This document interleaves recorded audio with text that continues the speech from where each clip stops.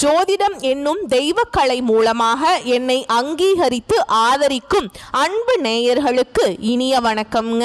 கன்னி ராசிக்கு இந்த பதிவு மூலம் அப்படி என்னதான் சிறப்பா இருக்கு அப்படிங்கிறத பார்க்கறதுக்கு முன்னாடி எம்பெருமான் முருகப்பெருமானின் ஆசீர்வாதம் உங்களுக்கு முழுமையாக கிடைக்க நான் சொல்லும் மந்திரத்தை நீங்களும் 3 முறை சொல்லிக்கிட்டே உங்களால முடிஞ்சதுன்னா கமெண்ட் பாக்ஸ்ல ஒரு முறை கமெண்ட் பண்ணுங்க. ஓம் முருகா போற்றி, ஓம் முருகா போற்றி, ஓம் முருகா போற்றி. என்னை படைத்து உன் மக்களுக்கு சேவை செய்ய அனுப்பிய கந்தா கடம்பா கதிர்வேலா, என் ஜோதிடம் பழிக்க மனதார பாதம் தொட்டு வணங்குகிறேன். கன்னி ராசிக்காரங்க நல்லது கெட்டதை முழுசா தெரிஞ்சவங்க, புதன் பகவானை ராசி அதிபதியாக கொண்டவங்க, எல்லா இடங்கள்லையும் நேர்மையையும் உண்மையை மட்டுமே நம்பக்கூடியவங்க. உங்களுக்கு சொந்தமோ பந்தமோ அது தப்புனா அது தப்பு தான், வெட்டு 1 துண்டு 2ன்னு பேசக்கூடியவங்க. உங்களை ஒருத்தர் பஞ்சாயத்துக்கு கூட்டிட்டு போறார் அப்படின்னா நீங்க கூட்டிட்டு போறவர் பக்கம் சப்போர்ட் பண்ண மாட்டீங்க. எந்த தரப்புல நியாயம் இருக்குதோ அங்கதான் நீங்க சப்போர்ட் பண்ணுவீங்க. உண்மை நியாயத்துக்கு மட்டுமே என்னைக்குமே கை கொடுப்பீங்க. உண்மைக்கு புறம்பா எந்த ஒரு விஷயத்தையுமே செய்ய மாட்டீங்க. இதனால தான் கன்னி ராசிக்காரங்களுக்கு நிறைய கஷ்டங்களும் துன்பங்களும் அதிகமாகவே வந்துட்டு இருக்குதுங்க. புதுமையான சிந்தனைக்கு சொந்தக்காரங்க, பூ போல மனசு, கோபத்தை மறைச்சிட்டு சிரிப்பை மட்டும் காட்டக்கூடியவங்க, எடுத்த காரியத்தை எப்படியாவது முடிச்சிடணும் அப்படிங்கிறதுக்காக கஷ்டப்பட்டு போராடக்கூடியவங்க, தங்களுடைய கஷ்டத்தையும் கண்ணீரையும் கடுகு அளவு கூட மற்றவங்களுக்கு தெரியாம பார்த்துக்குவாங்க. இதனால பார்க்குறவங்க எல்லாருமே கன்னி ராசியா இவங்களுக்கு என்னப்பா சூப்பரா இருக்காங்க, இவங்களுக்கு என்ன குறைச்சல் அப்படின்னு தான் நினைச்சிட்டு இருக்காங்க. ஆனா சாப்பாட்டுக்கு கூட கஷ்டப்படுறது உங்களுக்கு மட்டும்தான் தெரியும். உங்க சொந்தக்காரங்க நண்பர்களுக்கு ஒரு தேவை இருக்குதுன்னா மட்டும்தான் உங்ககிட்ட வருவாங்க. அந்த தேவை முடிஞ்ச உடனே உங்களை தூக்கி போட்டுட்டு போயிட்டே இருப்பாங்க.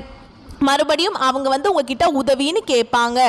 அவங்க உங்களுக்கு முன்னாடி பண்ண துரோகத்தை எல்லாமே மறந்துட்டு மீண்டும் அவங்களுக்காக உதவி செஞ்சு ஏமாறக்கூடியவங்க தான் கன்னிராசிக்காரங்க.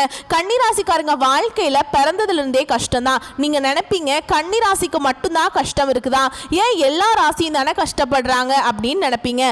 மற்ற ராசிக்காரங்களை விட கன்னிராசிக்காரங்களுக்கு கஷ்டங்கிறது கொஞ்சம் அதிகமாகவே தாங்க இருக்கும். கன்னிராசிக்காரங்க வாழ்க்கையில தினம்தோறும் ஏதாவது ஒரு பிரச்சனை புதுசா வந்துக்கிட்டு தான் இருக்கு. நீங்க இரவு நேரத்துல நிம்மதியா தூங்கலான்னு பாப்பீங்க. ஆனா காலையில எந்திரிச்ச உடனே புதுசா ஒரு பிரச்சனையும் கஷ்டமும் தானாகவே உங்களை தேடி வந்திருக்கும். ஏன் எனக்கு மட்டும் இவ்வளவு கஷ்டம் வருது, என்னோட வாழ்க்கையில நான் யாருக்குமே கெடுதலையோ கஷ்டத்தையோ துன்பத்தையோ கொடுத்ததில்லை, எனக்கு மட்டும் ஏன் இந்த மாதிரி நடக்குது அப்படின்னு தான் நிறைய கன்னிராசிக்காரங்க சொல்லிட்டு இருக்கீங்க.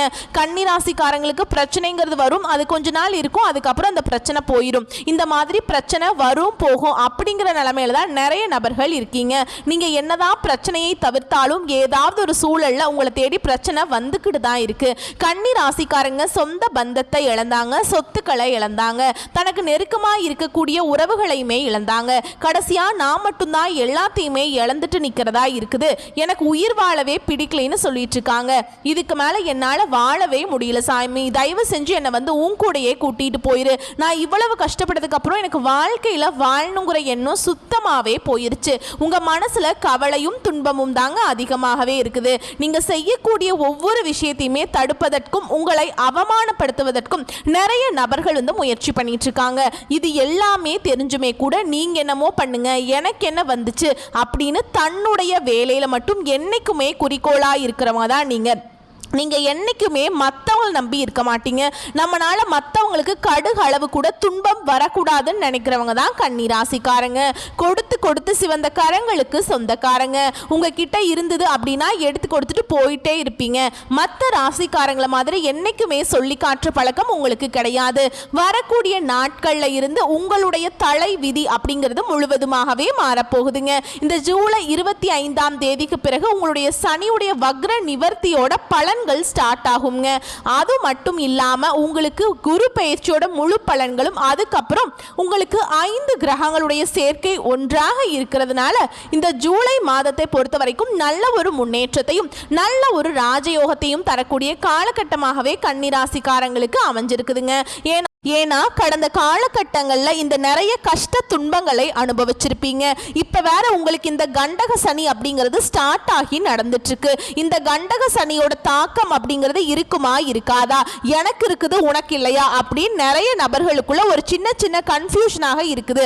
அதாவது பார்த்தீங்கன்னா இந்த கண்டக சனியோட தாக்கம் இருக்கிறது உண்மைதான். இப்போ ஒரு கோடி கன்னிராசிக்காரங்க இருக்கீங்க அப்படின்னா எல்லாருக்குமே இதனுடைய தாக்கம் அப்படிங்கிறது இருக்காதுங்க. இதில் குறிப்பிட்ட ஒரு சில ஜாதகக்காரர்களுக்கும் ஒரு சில நட்சத்திரக்காரர்களுக்கும் மட்டும்தான் இதனுடைய தாக்கம் அப்படிங்கிறது முழுவதுமாகவே இருக்குமே தவிர எல்லாருமே இதை நினைச்சு பயப்பட தேவையே கிடையாது. இனி வரக்கூடிய ஒரு 6-7 மாதங்களை பொறுத்த வரைக்கும் கன்னி ராசிக்காரங்களுக்கு நல்ல ஒரு ராஜயோகத்தை தரக்கூடிய ஒரு காலகட்டமாகவே பார்க்கப்படுதுங்க. இனி வரக்கூடிய நாட்கள்ல வாழ்க்கையில நீங்க எதையெல்லாமே இழந்துட்டு கஷ்டப்பட்டு இருக்கீங்களோ அது அனைத்தும் பெறக்கூடிய ஒரு காலகட்டமாகவே பார்க்கப்படுது. ஏன்னா கடந்த காலகட்டங்கள்ல நல்ல ஒரு வேலைங்கிறது கிடைச்சிருக்கு. ஏதோ ஒரு கிடைக்கிற வேலைக்கு ஒரு 10,000 சம்பளத்துக்கோ 15,000 சம்பளத்துக்கோ போயிட்டு இருந்திருப்பீங்க. இனி வரக்கூடிய இந்த குரு பயிற்சி மூலமாக உங்களுக்கு நல்ல ஒரு பொருளாதார முன்னேற்றம் அப்படிங்கிறது நிச்சயமா கிடைக்க போகுதுங்க. ஏன்னா இனி வரக்கூடிய நாட்கள்ல நீங்க ஒரு அரசாங்க வேலைக்கு ட்ரை பண்ணாலும் சரி, இல்ல ஒரு ஐடி ஜாபோ, பிரைவேட் ஜாபோ, பேங்க் ஜாபோ, நீங்க எங்க வேலைக்கு ட்ரை பண்ணாலும் அந்த ஜாப் அப்படிங்கிறது உங்களுக்கு நிச்சயமா கிடைக்க போகுது. கோர்ட்டு கேஸ்ன்னு ரொம்ப நாட்களா வந்து அலைஞ்சிட்டு இருக்க நபர்களுக்கு விரைவில் உங்களுக்கு சாதகமாகவே தீர்ப்பு வரும். சொத்து பிரச்சனை உங்களுக்கு சாதகமாகவே முடியும். சனி பகவானுடைய பார்வை உங்களுக்கு நேரடியாகவே இருக்குதுங்க. இதன் மூலம் வருமானம் அப்படிங்கிறது பல வழிகளில் வரும். தொழில லாபம் சற்று அதிகமாகவே கிடைக்கும். அரசியல்வாதிகளை பொறுத்த வரைக்கும் புதிய பொறுப்புகள், புதிய பதவிகள் எல்லாமே தானாகவே உங்களை வந்து சேருங்க. ராகுவால உங்களுடைய செல்வாக்கு உயரும், உடல் ஆரோக்கியம் மேம்படும், சங்கடங்கள் நீங்கும். மறைமுகமாக உங்க தொழில் வாழ்க்கையிலும் சரிங்க, இல்லற வாழ்க்கையிலும் சரி நிறைய நபர்கள் தொல்லை கொடுத்துட்டு இருந்திருப்பாங்க. இனி அவங்களுடைய தொந்தரவுங்கிறது முழுவதுமாகவே இருக்காதுங்க. கடந்த காலகட்டங்களில் நீங்களும் ஒரு கம்பெனியில இரவு பகல் பார்க்காம உழைச்சிட்டு இருந்திருப்பீங்க. உங்களுடைய சொந்த கம்பெனியா நினைச்சு வேலை செஞ்சிருப்பீங்க. ஆனா உங்களுக்கு இது நாள் வரைக்கும் சரியான ஒரு அங்கீகாரம் அப்படிங்கிறது கிடைச்சிருக்காது. ஆனா இனி வரக்கூடிய நாட்கள்ல உங்களுக்கு சம்பள உயர்வு, பதவி உயர்வு, உங்களுக்கு மேல் இருக்கக்கூடிய அதிகாரிகளுடைய ஆதரவு முதற்கொண்டு உங்களுக்கு கிடைக்க போகுதுங்க. இனி நினைச்சது எல்லாமே நடக்கும். தொழில் வியாபார தடைகள் அனைத்தும் விலகுங்க. லாபம் அதிகமாக கிடைக்கும், முன்னேற்றம் உண்டாகும். வரவேண்டிய பணம் விரைவில் கைக்கு வந்து சேரும். குடும்பத்தில் நெருக்கடிகள் விலகும், செல்வாக்கு அந்தஸ்து உயரும். வெளிநாட்டு முயற்சிகள் வெற்றியை தரும். தெய்வ சிந்தனை அதிகமா இருக்குங்க. பெரியோர்களுடைய உதவிகள் கிடைக்கும். உறவுகளில் இருந்த சண்டை சச்சரவு முழுவதுமாகவே விலகும். புதிய நண்பர்கள் உங்களுக்கு உதவி செய்வாங்க. தொழில ஏற்பட்ட நெருக்கடிகள் நீங்கும். முடங்கி கிடந்த நிறுவனங்கள் மீண்டும் இயங்கும். வியாபாரத்துல லாபம் சற்று அதிகமாகவே கிடைக்குங்க. புதிய தொழில் தொடங்கக்கூடிய முயற்சிகள் கண்டிப்பாக உங்களுக்கு வெற்றியை தரும். தொழில இருந்த தடைகள் விலகுவது மட்டும் இல்லாம சிலர் வந்து புதிதாக தொழில் தொடங்குவீங்க.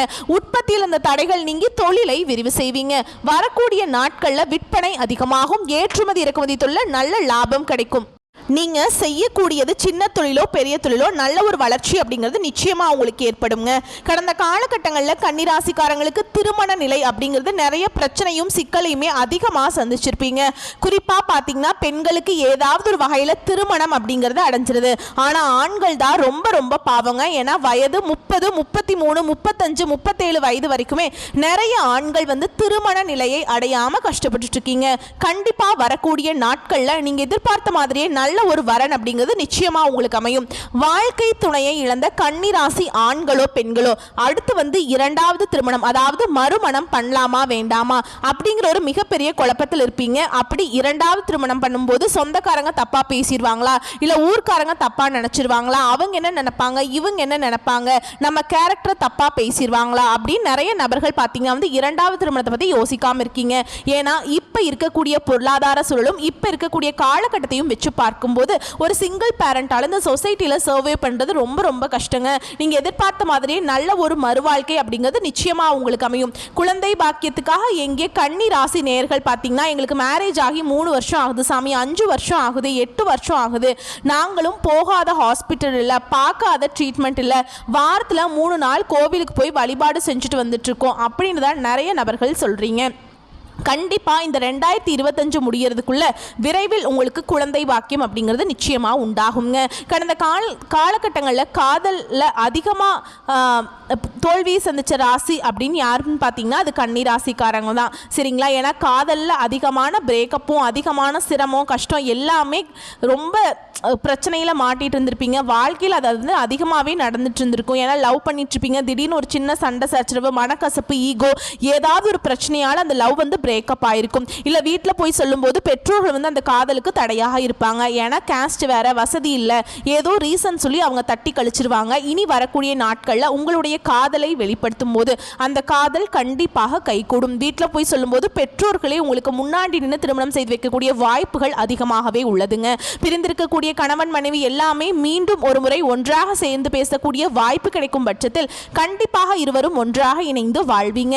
வரக்கூடிய நாட்களில் கடினமான காரியத்தையுமே சுலபமாக செஞ்சு முடிப்பீங்க. உங்க எளிமையான பேச்சு திறமையால அனைவரையுமே கவர்ந்திருப்பீங்க.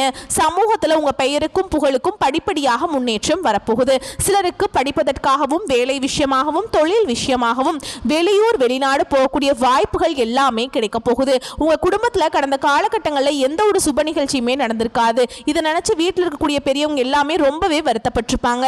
இனி வரக்கூடிய நாட்களில் உங்க குடும்பத்தில் திருமணம், சீமந்தம், புதிதாக வீடு கட்ட ஆரம்பிப்பீங்க. கிரகப்பிரவேசம் போன்ற சுப நிகழ்ச்சிகள் எல்லாமே நடக்க போகுது.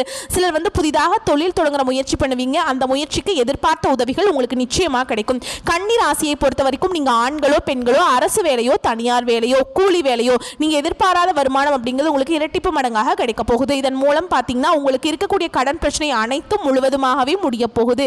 ஏன்னா நீங்க இப்போ போய் கன்னி ராசிக்காரங்களை பார்த்து கேட்டீங்க அப்படின்னா எனக்கு 3 லட்சம் இருக்குதுங்க, 5 லட்சம் இருக்குதுங்க, 10 லட்சம் இருக்குதுன்னு சொல்லுவாங்க. ஒரு 100 கன்னி ராசிக்காரங்க இருந்தாங்க அப்படின்னா அதில் 95 பேருக்கு கடன் இல்லாத கன்னிராசிக்காரங்களை நீங்க பார்க்கவே முடியாது. மீதி இருக்கக்கூடிய 5 பேருக்கு மட்டும்தான் கடன் இல்லாம இருப்பாங்கங்க. இது எப்படியாவது இந்த கடனை மட்டும் கட்டி முடிச்சிட்டனா போது சமயம் வாழ்க்கையே வேற ஒண்ணுமே தேவை கிடையாது அப்படின்னு தான் சொல்லுவாங்க. கண்டிப்பா வரக்கூடிய நாட்கள்ல நல்ல ஒரு பொருளாதார முன்னேற்றம் இருக்கிறதுனால இந்த 2025 முடிஞ்சு 2026ல நீங்க அடியெடுத்து வைக்கும் போது ஒரு பைசா கடன் இல்லாம அனைத்து விதமான கடனையுமே கட்டி முடிக்கக்கூடிய அளவுக்கு நல்ல ஒரு பொருளாதார முன்னேற்றம் அப்படிங்கிறது நிச்சயமா இருக்க போகுதுங்க. இனி வரக்கூடிய நாட்கள்ல உங்களுடைய வளர்ச்சி அப்படிங்கிறது யாருமே எதிர்பார்க்காத அளவுக்கு ஒரு மிகப்பெரிய ஒரு அசுர வளர்ச்சியாக இருக்க போகுது. உங்களுடைய சொந்தக்காரர்கள், நண்பர்களுமே பார்த்தீங்கன்னா உங்கள் மீது வந்து பொறாமை கொள்ள போறாங்க.